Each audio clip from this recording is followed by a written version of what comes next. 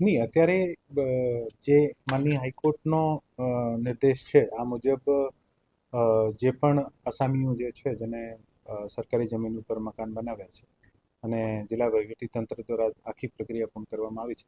આના પછી એક અપીલનો માધ્યમ છે જીઆરટી, ત્યાં માનનીય હાઈકોર્ટે જવાનું કીધું છે.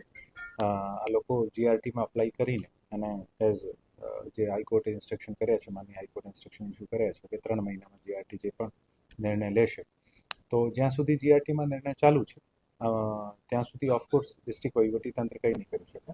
જીઆરટીનો નિર્ણય આવ્યા પછી જે પણ આનુષાંગિક પગલાં લેવાના હશે એવી રીતે અમે આગળ વધીશું.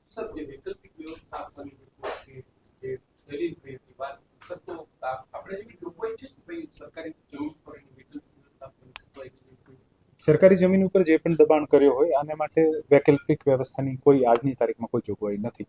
અને ખરેખર સરકારી જગ્યાઓ પર પુષ્કળ દબાણો હોય છે અને પ્રેક્ટિકલી પોસિબલ પણ નથી કે આપ કેવી રીતે આપી શકો છો.